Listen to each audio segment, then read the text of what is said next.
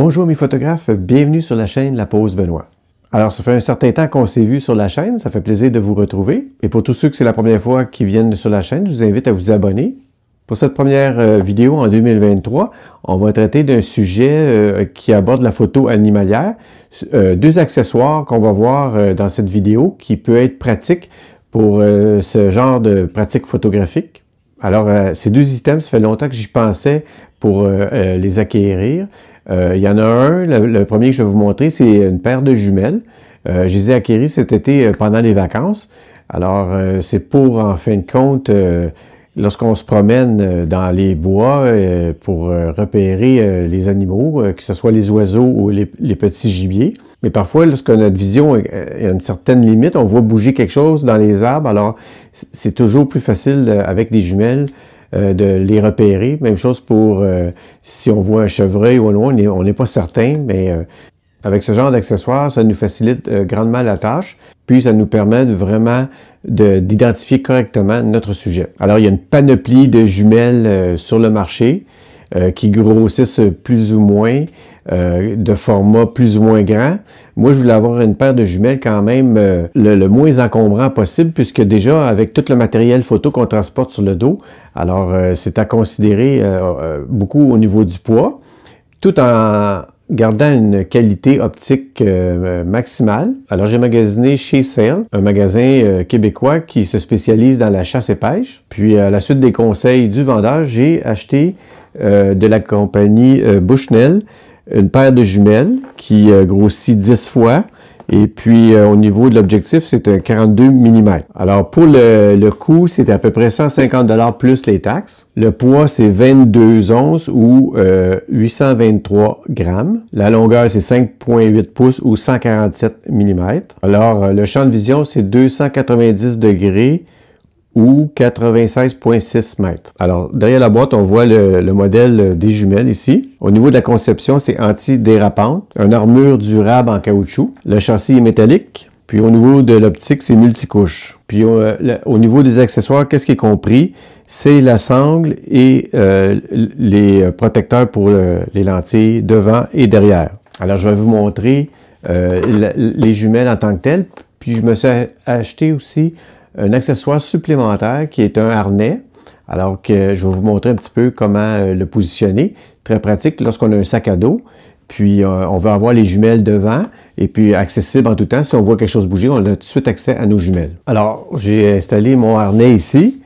On peut le voir ici, c'est croisé dans le dos. Alors, au niveau de la position, tout ça, on ne ressent pratiquement pas les jumelles. Le poids est vraiment minime. Comme je le disais d'emblée, on a des protecteurs à l'avant au niveau pour protéger les lentilles. Même chose derrière. On a juste à enlever les deux protecteurs ici. Moi, j'ai mis une protection sur l'anneau ici pour ne pas les perdre. Puis devant, les anneaux sont à même les jumelles. Mais il faut faire attention parce que dès la première sortie, j'en ai perdu un. Mais chez Cell, je suis allé les voir, puis ils m'en ont donné un gratuitement vu que je l'avais perdu. Mais il faut faire attention pour pas que ça glisse et puis lors de nos balades, perdre les protecteurs en avant. Puis au niveau des ajustements des jumelles, ben, on ajuste ici au niveau de l'écartement pour les yeux. On a une bague ici de focus. Et puis l'ajustement se fait de deux façons. Avec la bague ici et un ajustement au niveau des yeux ici pour que tout ça soit bien ajusté et au foyer. Alors je suis très satisfait du produit. Puis ça me rend de fiers services. Même si je fais pas la photographie, en balade, je les amène toujours. Je fais beaucoup de canaux. Alors, ils m'accompagnent toujours. Au départ, je n'avais pas le réflexe de les amener parce que ça fait des années que j'ai pas de jumelles, alors j'y pense pas. J'amène toujours mes caméras, mais j'oublie les jumelles. C'est pour ça qu'il faut toujours prendre des notes avant le départ pour dire, OK, amène les jumelles, parce que c'est pas un réflexe naturel au départ. Puis avec le produit, j'ai oublié, il y a un étui qui vient pour protéger, encore une fois, les jumelles. Lorsque je fais de la chasse photographique, au niveau des oiseaux, j'ai également un petit livre de poche Guide des oiseaux du Québec et du Canada. J'en ai une autre version un petit peu plus grande, mais ça, c'est pratique. Ça se glisse bien dans le sac photo. Puis, tu as vraiment toutes les espèces d'oiseaux au Québec. Alors, quand tu n'es pas certain, mais sur le terrain, avec les jumelles, on peut vite savoir quelle espèce d'oiseau qu'il y a dans le secteur. Maintenant, je vais vous présenter le deuxième accessoire que je ne pensais pas acquérir, que finalement, vu que j'ai eu en cadeau de Noël, d'ailleurs, j'avais fait une vidéo avant les fêtes de suggestions de cadeaux de Noël pour le domaine de la photo, puis je l'avais pas mis dans les items. Si vous voulez voir la vidéo, je vais mettre le lien ici dans le coin supérieur gauche de notre écran. Ça peut donner des idées, même après Noël, pour des achats, pour des accessoires qui peuvent être utiles. Alors, cet accessoire, c'est une caméra de chasse. Évidemment, c'est un modèle de base, mais je connais absolument rien dans les caméras de chasse. Puis, j'ai pas encore essayé la caméra en tant que telle. J'ai juste fait un survol au niveau des fiches de la fiche technique de la caméra. C'est une compagnie québécoise qui s'appelle SpyPoint. Puis, pour faire un petit peu l'historique, j'ai vu ça sur les internets, que cette compagnie québécoise-là ont développé la caméra par un besoin bien spécifique. Alors, cette famille québécoise avait une érablière, puis il se faisait voler de l'équipement. Et alors, il y avait un des fils qui était comme, je pense, un ingénieur. Puis, son père il a demandé de développer une caméra pour essayer de voir qui venait voler leur équipement. Alors, c'est parti de cette idée. Puis, ça a fait son petit bonhomme de chemin, comme on dit. Puis aujourd'hui, ben, c'est rendu quand même une compagnie très spécialisée dans le domaine. Il y a eu d'autres compagnies qui ont pris l'idée au vol et puis qui ont leur propre caméra également. Alors, ben, je suis bien heureux d'avoir eu ce cadeau-là. Puis en plus, c'est une compagnie québécoise. Alors, ça encourage les entrepreneurs d'ici. Comme je le disais, c'est une caméra de base. Au niveau des caractéristiques, alors au niveau de la résolution, c'est une caméra de 20 mégapixels. Au niveau de la détection infrarouge, il y a 48 d'ailes. Puis la vitesse de déclenchement est de 0,7. Évidemment, c'est pas les caméras les plus rapides. Dans l'idéal, je crois que c'est 0,3. Ça, c'est quand même une vitesse de déclenchement où on manque pas beaucoup de sujets. À 0,7, c'est peut-être un peu lent. Puis la distance de détection est à 70 pouces, la portée du flash à 80 pour les photos. Ah oui, une chose que ça fait des photos également, des vidéos, autant le jour que la nuit. C'est le but de ce genre de caméra. Au niveau des réglages, on peut régler la date, l'heure, la température. Il y a également les phases de la Lune qui sont affichées sur les photos. Il y a un mode time-lapse. Il y a un mode multi-photo jusqu'à 5 photos de détection. La portée du flash, comme je le disais, est à 80 pieds ou 24 mètres. Au niveau de la vidéo, l'enregistrement vidéo HD, je peux le régler entre 10 et 60 secondes. C'est en 720p. Et puis là, au niveau de la carte mémoire, c'est une carte SD, peut aller jusqu'à 32 Go, et puis avec ce modèle-là, j'ai une carte SD de 16 Go qui est incluse. Ça nécessite quand même 8 piles AA qui sont pas inclus. Là, je vais faire un test avec des piles rechargeables que j'ai achetées, qui sont complètement neuves. On va voir en extérieur qu'est-ce que ça donne.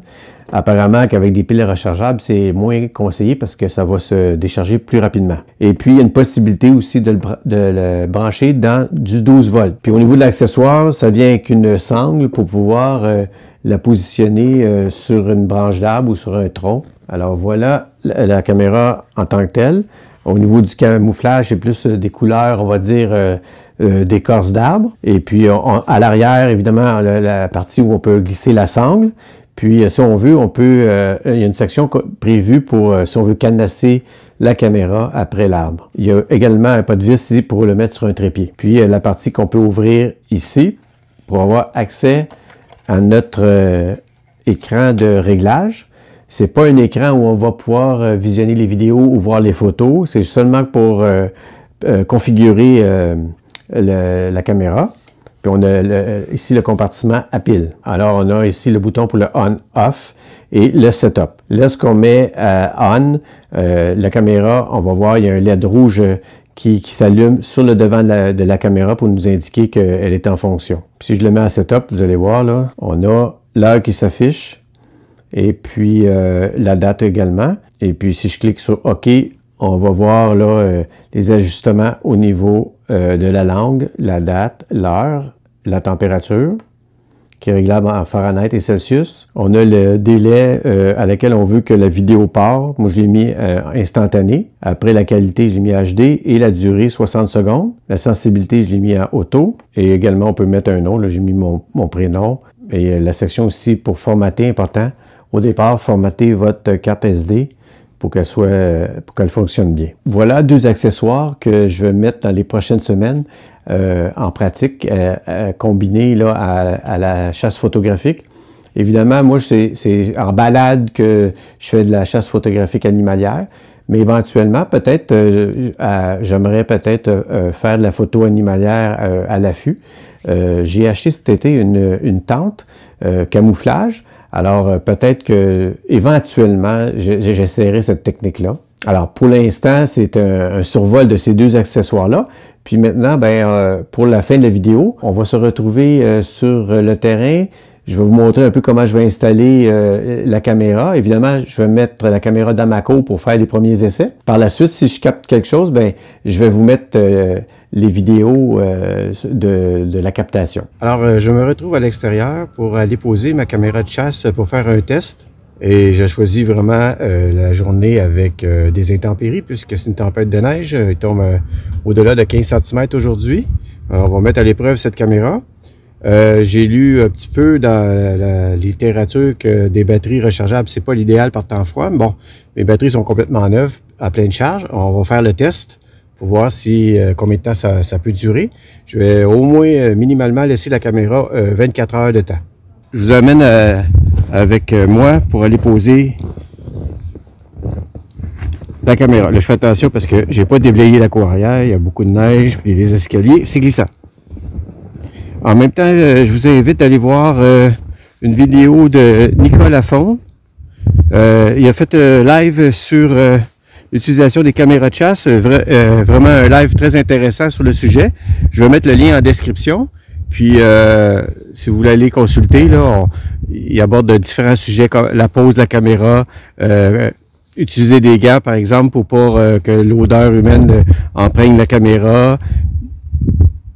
Bien la dissimuler pour pas que des randonneurs trouvent la caméra et puis puissent vous la voler, etc. Plusieurs conseils. Je vais aller le poser sur une des planches pour qu'elle soit bien fixée, puis je vais l'activer. Alors, on va essayer de se rendre sans chuter. Ici, vous voyez mon sapin de Noël, puisque la ville, cette année, n'a pas ramassé le sapin de Noël. J'ai dit, tiens, il est encore beau, on va le laisser dans la cour tout l'hiver. Je vais me transformer en bonhomme de neige. J'aurais dû mettre mes raquettes. OK, ça c'est le rebord de la piscine. Je vais essayer de déposer mon appareil ici pour que vous puissiez voir l'installation. Je crois que c'est bien. L'angle est bon. Évidemment, j'ai pas mon micro-cravate, là. Le son, il n'y a pas trop de vent quand même, mais le son va peut-être être moins bon un petit peu.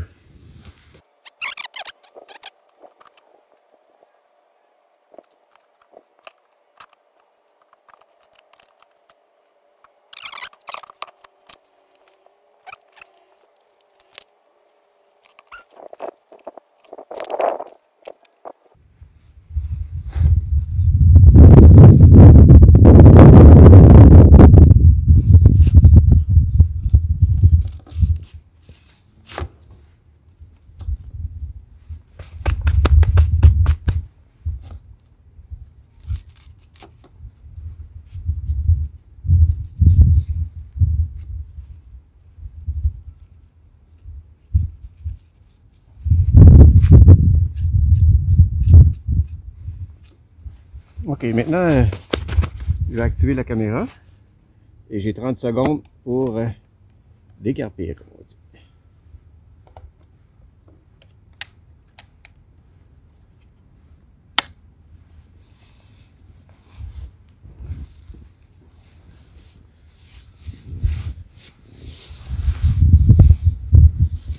Comme on peut voir, le témoin lumineux flash.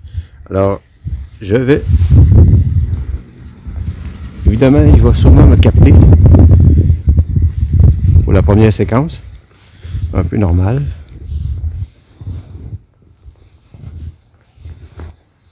Alors, on voit le piège photo au loin. Regardez. Voilà. Et on viendra le récupérer dans 24 ou 48 heures. Ça va être un bon test pour voir s'il va y avoir des infiltrations dans la caméra. En espérant que non.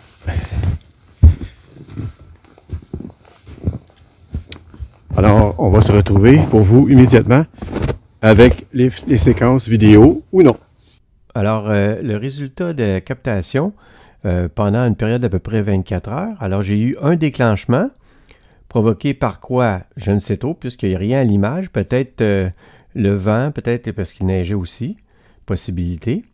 Ou peut-être un oiseau qui a passé, mais étant donné que la réactivité de la caméra est à 0,7 secondes, qui est quand même assez lent, le temps que la caméra démarre, on a perdu peut-être une fraction de seconde. Ça peut être une possibilité. Et vu que c'est une caméra de base aussi, je ne peux pas activer le mode photo et vidéo en même temps. C'est soit un ou l'autre. On peut voir que la caméra affiche la date, l'heure à laquelle elle a déclenché, 21h25, et la température à moins 4 degrés Celsius. Puis, j'ai installé la caméra dans la maison puisque j'ai pas eu de mouvement à l'extérieur. J'ai un petit intrus, si on peut dire, un petit mulot qui venait finalement dans ma cuisine. Là, j'ai eu l'idée d'installer la caméra, puis il l'a déclenché à 7 heures le matin dans la maison. Il faisait 22 degrés Celsius. Alors, voilà ce qui complète cette vidéo sur l'utilisation des jumelles et ainsi que la caméra de chasse qui va un outil des outils, c'est-à-dire pour nous aider pour une photo animalière. Alors, je vous remercie de votre attention et on se dit à la prochaine.